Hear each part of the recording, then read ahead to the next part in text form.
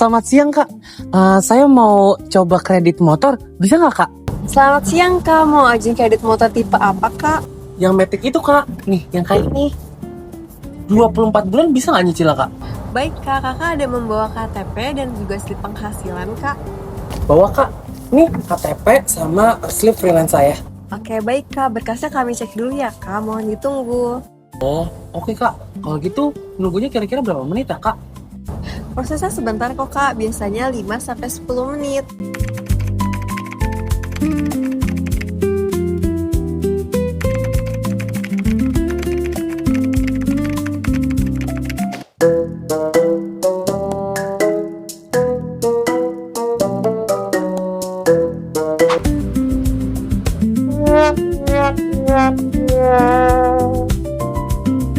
Mohon maaf ya Kak, untuk saat ini pengajuan kreditnya belum bisa kami setujui.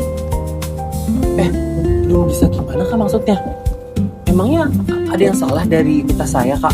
Bukan Kak, ini memang murni dari hasil sistem penilaian kami. Oh gitu Kak. Baik. Yaudah, makasih banyak ya Kak infonya.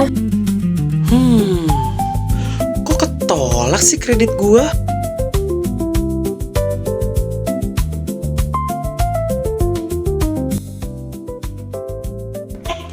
Abis dari mana?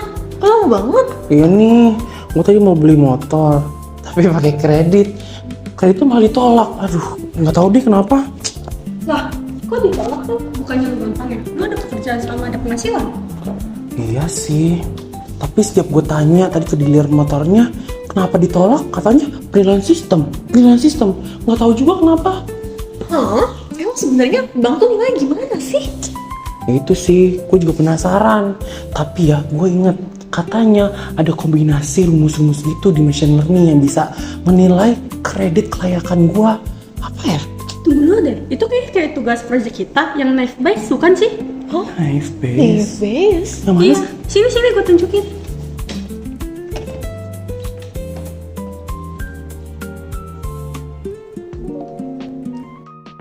Jadi pertama kita kenalan dulu sama datanya. Di sini ada 20 nasabah, tiap orang punya customer ID dari 1 sampai 20.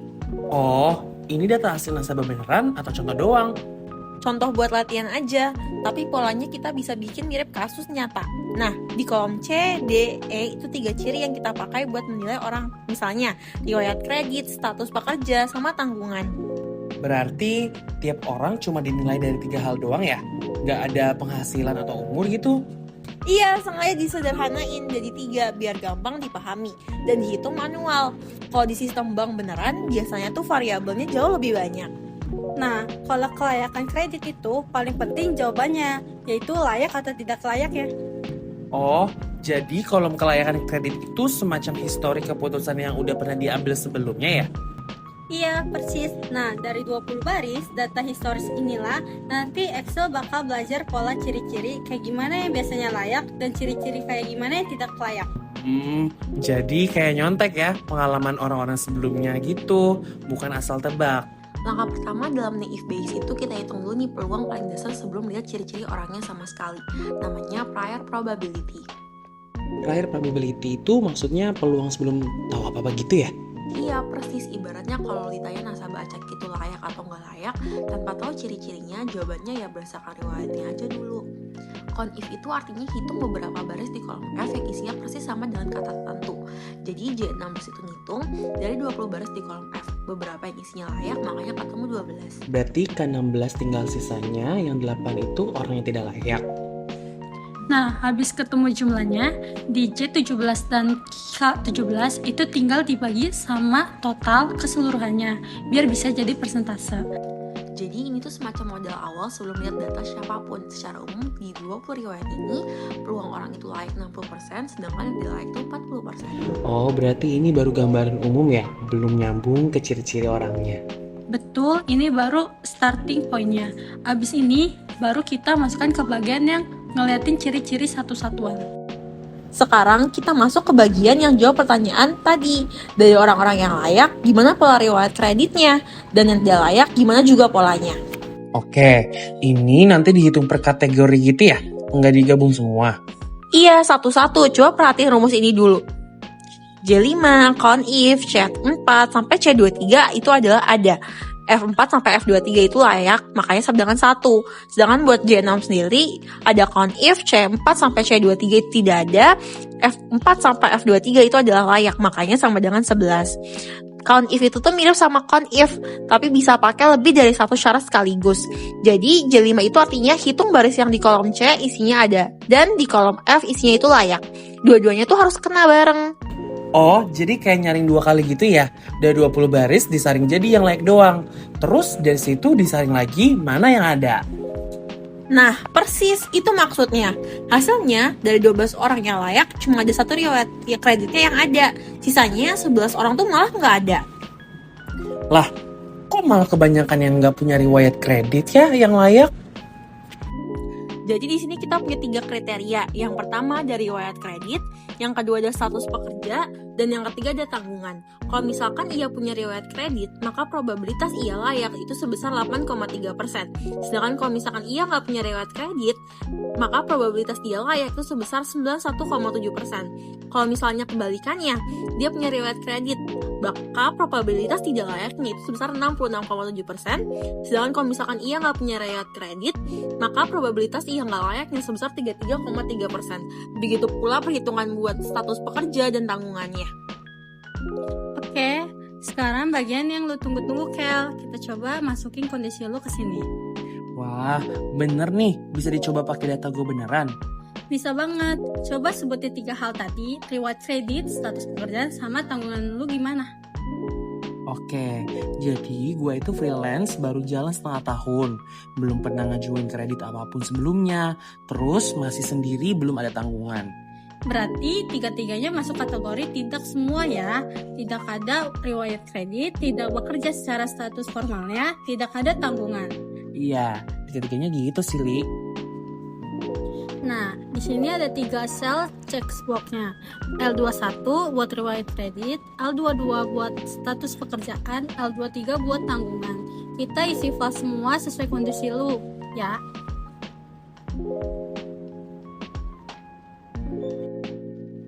Oh, jadi rumus di L21 sampai 23 itu ngasih unjuk gua biar gue bisa melihat kondisi asli gue ya.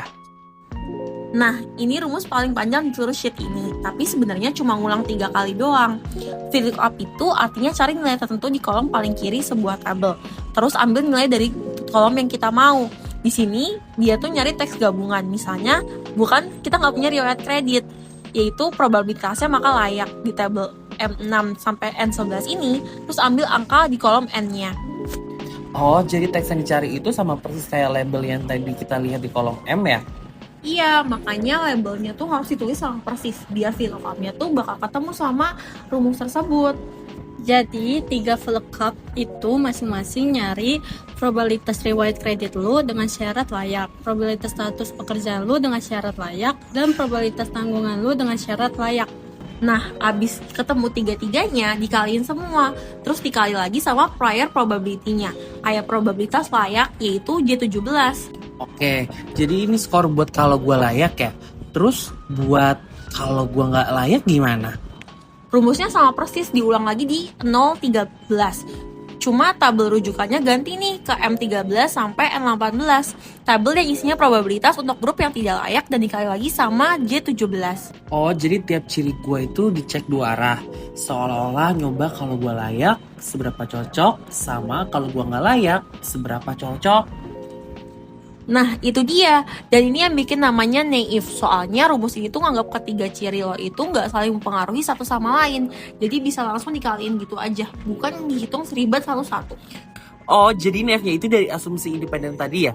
Bukan berarti rumusnya yang sotoy. Hahaha, ya. Bukan sotoy, tapi emang sengaja disederhanai biar hitungannya lebih cepat. Sekarang tinggal dibandingi O6 itu skor buat layak, hasilnya 1,1%. O13 itu skor buat tidak layak, hasilnya 2,5%. Berarti yang lebih gede itu yang menang ya? Iya, persis. Karena O13 lebih besar dari O6. Jadi sistemnya bakal nyimpulin nasabah ini masuk ke kategori tidak layak. Jadi peluang lo layak itu sekitar 31,4%, sedangkan peluang tidak layak lo sekitar 68,6%. Karena yang nggak layak lebih besar, maka itu yang bakal jadi keputusan akhirnya. Untung ada kalian, jadi nggak penasaran lagi kenapa kredit gue ditolak. Ternyata hitungannya masuk akal juga, dari data ke prior, ke probabilitas setiap ciri, dan sampai skor akhirnya.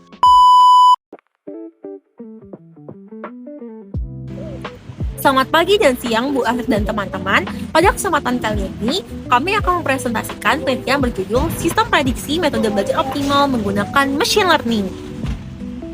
Permasalahan yang kami angkat itu adalah rekomendasi metode belajar selama ini tuh masih bersifat umum atau berdasarkan aturan manual. Padahal setiap mahasiswa itu tuh punya karakteristik yang berbeda, sehingga metode belajar itu juga pasti berbeda-beda. Oleh karena itu, diperlukan sistem yang mampu memberikan rekomendasi yang lebih personal berdasarkan data historis mahasiswanya. Penelitian ini tuh memiliki 3 tujuan utama, yaitu memprediksi metode belajar paling efektif, menemukan faktor yang paling mempengaruhi keberhasilan belajar, dan juga yang terakhir memberikan rekomendasi personal kepada mahasiswa baru. Random Forest merupakan metode machine learning yang bekerja dengan membangun banyak model prediksi sederhana secara bersamaan. Kemudian menggabungkan hasilnya menjadi satu keputusan. Setiap model sederhana disebut decision tree atau pohon keputusan. Pohon keputusan bekerja melalui serangkaian pertanyaan. Misalnya, apakah mata kuliah bersifat kuantitatif, apakah mahasiswa lebih sering belajar dengan latihan soal, hingga akhirnya menghasilkan rekomendasi metode belajar. Namun, satu pohon keputusan saja rentan terhadap bias. Karena itu, Random Forest membangun ratusan pohon keputusan menggunakan bagian data yang berbeda-beda. Hasil akhirnya akan ditentukan melalui voting, yaitu memilih prediksi yang paling banyak disetujui oleh seluruh pohon. Metode Random Forest dipilih karena hubungan antara karakteristik mahasiswa seperti gaya belajar, jam belajar, dan kemampuan awal dengan karakteristik mata kuliah bersifat kompleks, di mana hubungan tersebut sulit dijelaskan menggunakan model linear sederhana.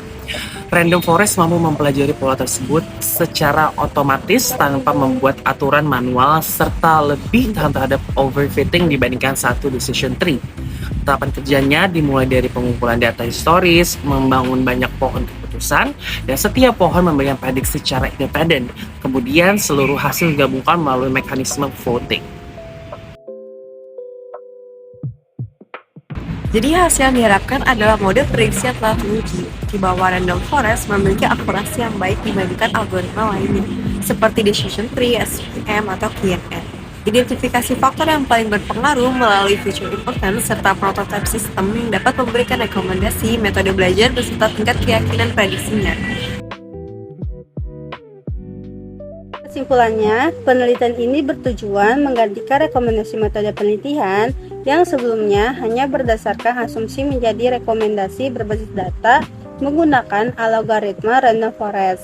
Dengan demikian, diharapkan mahasiswa memperoleh metode belajar yang lebih sesuai dengan karakteristik masing-masing.